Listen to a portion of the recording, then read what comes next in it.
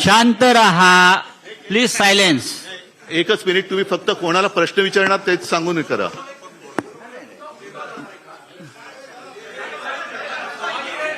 Hello sir, Uddhav ji 2 सवाल है मेरे. एक, गठबंधन से जुड़े किन मुद्दों पर आपकी चर्चा होगी गठबंधन से जुड़े? दूसरा, सारी बातें अभी कहूं तो फिर कल की मीटिंग की आवश्यकता क्या है? संयोजक कौन होंगे उसको लेकर क्लैरिटी, क्या उस पर फैसला हो जाएगा इस बैठक में? संयोजक कौन होंगे इंडिया सारी गठबंधन? बातें आपको जैसे मैंने कहा कि विस्तार से परसों आपके अरे सामने ठहरो, की उनका होने जाएगी, दो. क्योंकि ये सारे जो मामले हैं वो देश के लिए है. हमारे कोई काय त्याला म्हणतात खासगी गोष्टी काही आम्ही त्याच्यात करायला आलेलो नाही आहोत. देशाच्या गोष्टी आहेत आणि हा देश आमचा परिवार आहे, हो, हे देश आमचं कुटुंब आहे आणि म्हणून आम्ही एकत्र आलेलो आहोत. गठबंधन के कई साथी कह रहे हैं कि हमारी पार्टी के नेता प्रधानमंत्री बनेंगे. अरे त्यांना विचारू ना. अरे एक मिनिट, त्यांना विचारू दे ना. रुको.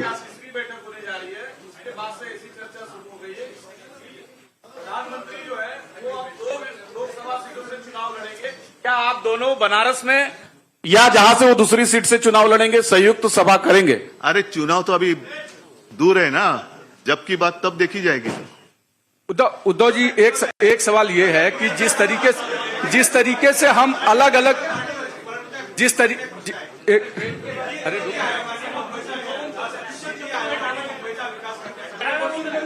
हा महत्वाचा प्रश्न आहे.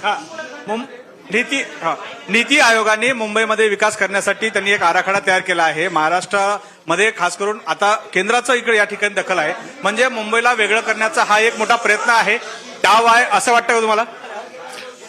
हा, तुमच्या प्रश्नाचा अर्थ हा सर्वसामान्य जनतेच्या मनामध्ये त्यांना तो समजलेला आहे आणि आता लोकांच्या लक्षात आलं असेल की महाविकास आघाडीचं सरकार का पडलं. कारण मी मुख्यमंत्री होतो, माझे सहकारी इकडे बसलेले आहेत, अशोकराव आहेत, आदित्य जयंतराव आहेत, थोरात साहेब आहेत. जयंतराव, तुम्ही मंत्रिमंडळात नव्हतात, नाना तर अध्यक्ष होते, पण त्यावेळेला सुद्धा केंद्रात त्यांचं सरकार असताना असा कोणताही प्रस्ताव आणण्याचं धाडस त्यांनी केलं नव्हतं. मुंबई वेगळं करणं आणि मुंबई केंद्रशासित करणं हा डाव आता उघड झालेला आहे. पण आम्ही तिकडे सत्तेत असताना हा प्रस्ताव आणण्याची त्यांची हिंमत नव्हती आणि आता सुद्धा हा प्रस्ताव आम्ही होऊ देणार नाही. ज्या क्षणी आमचं सरकार केंद्रात आणि राज्यात येईल त्यावेळेला हे सगळे जे काय आहे त्यांचे पाश आम्ही तोडून टाकल्याशिवाय राहणार नाही. आणि मुंबईची स्वायत्तता जी आहे, महाराष्ट्र आणि प्रत्येक राज्याची स्वायत्तता आहे, ती आम्ही आभारीत ठेवू. ह्याची सुरुवात दिल्लीपासून केली गेली. दिल्लीसाठी जेव्हा त्यांनी तो जो काही एक वटहुकूम वगैरे आणला तेव्हाच आमच्या सर्वांच्या मनात भीती होती की हे सगळेजण, कारण आपल्या देशाला, आपल्या सरकारला केंद्र सरकार नाही, संघ राज्य पद्धतीचं सरकार म्हणतो आपण. प्रत्येक राज्याला समान अधिकार आहेत. अगदी 2-3 मोजक्या गोष्टी सोडल्या तरच केंद्राला त्याच्यात हस्तक्षेप करण्याचा अधिकार आहे. पण हा हस्तक्षेप हा दिवसागणिक ते वाढवत चाललेत. राज्यांची आणि शहरांची स्वायत्तता मारून सर्व काही एकछत्रीपणा आणायचा, ही छत्री आम्ही तोडून मोडून टाकल्याशिवाय राहणार नाही. थोड्या दिवसाची गोष्ट आहे. सरकार आमचं दोन्हीकडे आल्यानंतर हे सगळे असे उफराटे निर्णय जे त्यांनी घेतलेले आहेत ते आम्ही पुन्हा उलटे फिरवल्याशिवाय राहणार नाही. उद्धव जी 2 सवाल ऐसा है कि अरे बाकी लोगों को सवाल पूछो. हम अलग अलग विचारधाराओं के साथ एक आए हैं. उद्धव जी, अब विपक्ष लगातार ये कह रहा है. मराठी होने दो. हाँ, मैं एकदम मराठी. देखिए पहले मराठी पूरा होने दो. पहले मराठी करो, बाद में हिंदी में बोले. हाँ, पहले मराठी करो. मराठी सर. हाँ, पहिले मराठी करो. 2 मिनिट. राहुल सर, महायुतीची एकीकडे ही बैठक सुरू असताना दुसरीकडे याच वेळी म्हणजे 31 आणि 1 दिवशी महायुतीची बैठक मुंबईत लावून घेतलेली आहे. म्हणजे एका बाजूला इकडे हे सुरू असताना राज्यात देखील हीच सेम टाइम बैठक लावणं काय नेमकं म्हणजे? मी त्याचं उत्तर दिलेलं आहे. कारण गेल्या वेळेची आमची मीटिंग होती त्यावेळेलाच एनडीएची मीटिंग लावली होती आणि मी परवाच्या सभेत म्हटलंय की आता एनडीएचा अमिबा झालेला आहे. एनडीएला आता आकार उकार काही शिल्लक राहिलेला नाही. जसा अमिबा एक पेशी जीव कसंही त्याला आकार उकार दिला जातो तशा प्रकारे आता एनडीए झालेला आहे. सर, एक असा प्रश्न आहे की साधारणतः 4 राज्याच्या निवडणुका डिसेंबरमध्ये होत आहेत. कुठे? आणि 4 राज्य. तुम्ही जरा कोणाला प्रश्न विचारणार ते सांगा, सगळ्याची उत्तर माझ्याकडे. दोघांना नाही, पवार साहेबांना आणि तुम्हाला एक प्रश्न आहे की 4 राज्याच्या निवडणुकांच्या सोबतच लोकसभेची निवडणूक लागण्याचे देखील संकेत दिले जात आहेत. आणि अशा वेळेस तुमच्या या इंडिया आघाडीच्या जागा वाटपाचा जो वेळ असेल किंवा जागा वाटपाची चर्चा असेल त्यासाठी राज्यात कमिट्या नेमण्यात आलेत का किंवा त्या चर्चा एकत्र आत्ता होणार आहेत का? असं आहे की आम्ही जागा वाचवायची चर्चा सुरू केलेली नाही. आमच्या पहिल्या 2 ज्या बैठका झाल्या त्या महत्त्वाच्या होत्या आणि उद्या इथून पुढचा आपला सामूहिक कार्यक्रम काय असावा याच्या संबंधीची चर्चा होण्याची शक्यता आहे आणि त्या शक्यतेच्यामध्ये जर असा निर्णय झाला तर मग काही लोकांच्या ही जबाबदारी टाकली जाईल की तुम्ही अन्य राजकीय पक्षांशी डायलॉग साधा आणि याच्यातून आपण एकत्र जाऊ शकतो का या संबंधीचा अभ्यास करा. तर प्रश्न असा आहे की तुमची उद्धव साहेबांना तुम्हाला प्रश्न आहे. आपली प्रकाश आंबेडकरांसोबत युती आहे मात्र त्यांचं असं म्हणणं आहे की मला या आघाडीचं निमंत्रण देखील नाही आहे, मी महाविकास आघाडीत देखील नाही आहे. एकूण युती आहे की नाही ते तुमचे प्रकाश आंबेडकर आणि आमची युती गेल्या 23 जानेवारीला आम्ही जाहीर केलेली आहे. साहजिकच एक त्यांची गोष्ट बरोबर आहे की शिवसेना आणि प्रकाश आंबेडकर यांची युती आम्ही जाहीर केलेली आहे. आता या इंडिया बैठकीत किंवा इंडियाच्या आघाडीत येण्यासाठी त्यांची सुद्धा इच्छा आम्हाला प्रकाश आंबेडकरजींशी बोलून विचारावी लागेल आणि एकदा आम्ही एकत्र आल्यानंतर ते एकमेकापासून वेगळे होण्यासाठी एकत्र येत नाही. त्यांना सुद्धा व्यवस्थित त्यांच्याशी चर्चा करून जर त्यांची तयारी असेल तर ते सुद्धा या आपला म्हणजे महाराष्ट्रामध्ये महाविकास आघाडी आणि देशात इंडिया याच्यामध्ये ते पण येऊ शकतात. उद्धव साहेब इकडे हा. मुंबई देशाची आर्थिक राजधानी आहे आणि त्यामध्ये ही इंडियाची बैठक होते. आगामी काळात मुंबई महानगरपालिकेची देखील निवडणूक होऊ घातलेली आहे. तर अशा वेळेला असं वाटतं तुम्हाला? कारण ज्या पद्धतीने चाललेलं आहे ती पद्धत त्यांना निवडणूक घेण्याचं धाडस ते करतील असं मला वाटत नाही.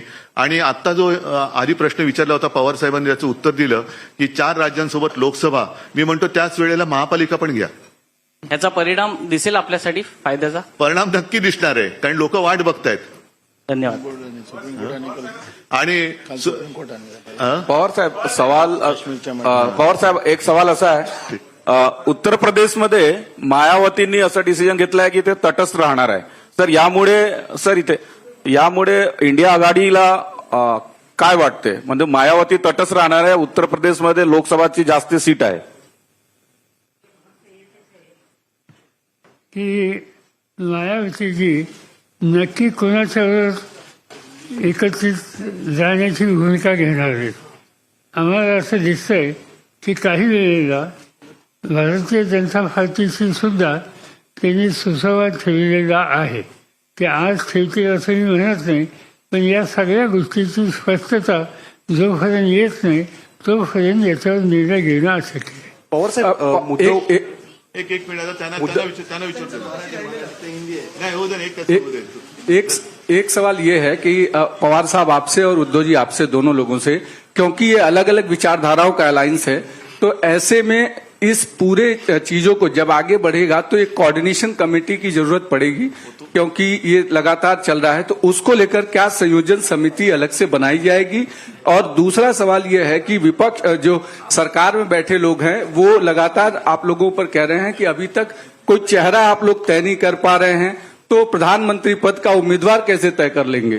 बात ऐसी है कि अलग अलग पार्टी है, ये बात सच है, मगर बैठ कर डिस्कस करके मिनिमम कॉमन प्रोग्राम हम तैयार कर सकते हैं और मिनिमम एग्रीगेट प्रोग्राम इसके आधारित हम आगे जा सकते हैं. पवार साहेब इंडियाच्या नहीं एक ही मिनट. जो दूसरा सवाल आपने पूछा, हमारे पास प्रधानमंत्री बनने के लिए चॉइस बहुत है. सवाल यह है कि भाजपा के पास और चॉइस क्या है? जो 10 साल बैठे थे उन्होंने क्या किया सब लोग देख रहे हैं, सब लोगों ने उनका अनुभव लिया है. अब बीजेपी के सामने सवाल है कि अरे अभी चुनाव जीतना है, क्योंकि कर्नाटक में तो देखा आपने कोई कामयाबी हासिल नहीं हुई. बजरंग बली भी लाना पड़ा उनको, लेकिन तो भी बजरंग बली ने उनको आशीर्वाद नहीं दिए. तो अब उनके सामने सवाल है कि चॉइस क्या है, क्या कौन बनेगा जो करोड़पति नहीं. साहेब एक 2 प्रश्न. क्या इसी डर से लगातार वो लोग ये कह रहे हैं कि कोई दूसरा चुनाव हम एक साथ नहीं कराएंगे, क्योंकि उनका एंटी इनकम्बेंसी जो है वो नेशनल वाइड पर ना पड़े, ऐसी उनको डर है क्या उनको? अभी उनके मन की बात मैं कैसे समझू? वो तो टीव्ही पे होती रहती है.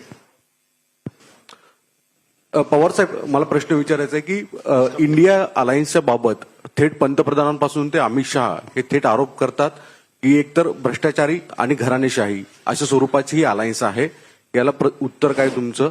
आणि पहिल्यांदा हे मी प्रधानमंत्र्यांचं भाषण भोपाळचं ऐकलं आणि भोपाळच्या भाषणामध्ये त्यांनी काँग्रेसवर टीका केली, भ्रष्टाचाराची.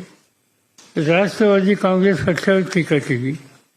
राष्ट्रवादी काँग्रेस पक्षावर टीका करत असताना त्यांनी राज्य सहकारी बँक आणि इरिगेशन घोटाळा या दोन गोष्टी कटाक्षाने त्यांनी सांगितल्या.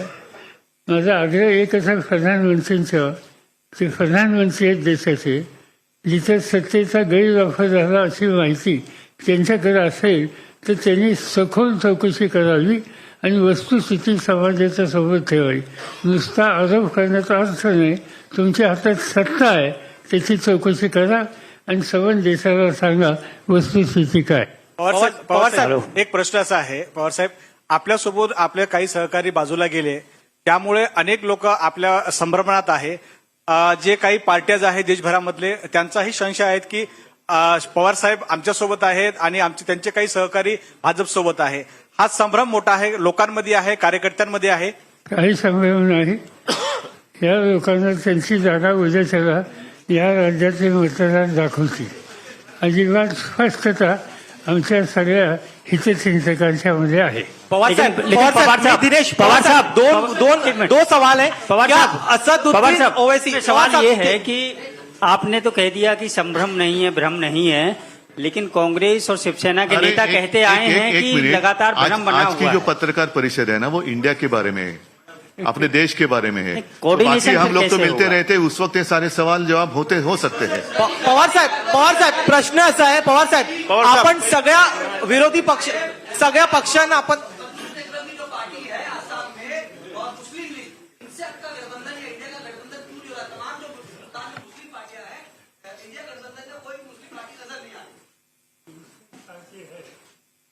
उन्होंने मुझसे बात की है और उनकी तैयारी है हम लोगों के साथ जाने की.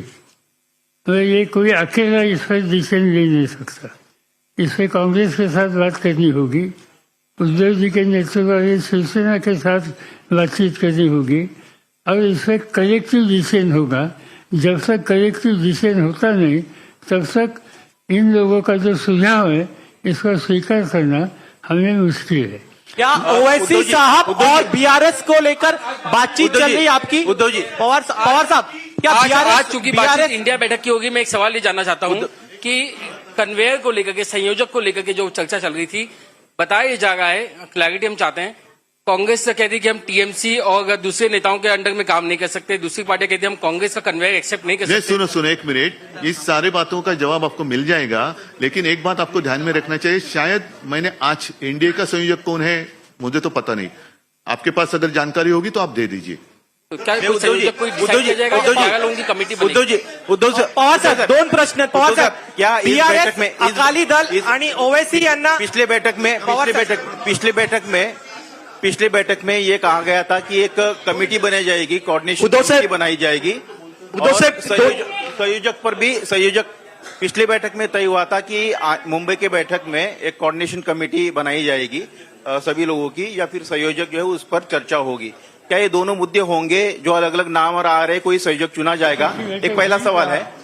नहीं, इसलिए तो मैंने पहले शुरुआत में कहा ना कि परसों हम दोबारा मिल रहे हैं और उस वक्त कल और परसों जितनी सारी बातें होगी आपके माध्यम से पूरी जनता, देश की जनता के लिए हम सबके सामने रखेंगे. उद्धव साहेब, मुझे लगता है पहिला प्रश्न तुमच्यासाठी आहे. उद्धव साहेब, पहिला प्रश्न तुमच्यासाठी आहे. तुम्ही मगाशी म्हणालात की इंडियाची बैठक आहे, इंडियाच्या विषयावरती बोललं पाहिजे. आज सगळं एकत्र आहेत, पण सातत्यानं सामनामधून शरद पवार आणि अजित पवार यांच्यावरती सातत्याने टीका केली जाते. हा विसंवाद का आहे की कुठेतरी सतत टीका होते आणि तुम्ही जेव्हा आम्ही आमचं वैशिष्ट्य आहे ज्यांच्यासोबत असतो त्यांच्यावर टीका करतो. आणि दुसरा पवार साहेब पवार साहेब दुसरा प्रश्न असा आहे की बरोबर साधी गोष्ट आहे तुम्ही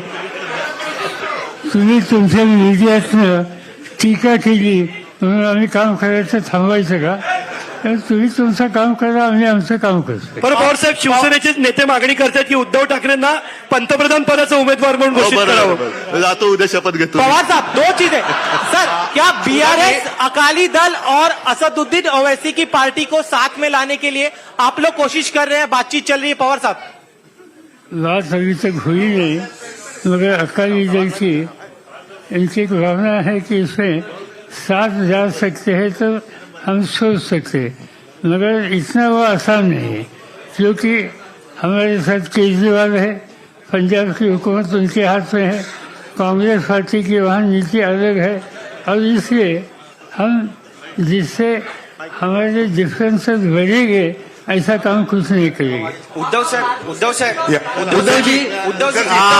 सभी को धन्यवाद। उद्धव जी मुझे लगता है कि ये प्रेस कॉन्फ्रेंस हमने खत्म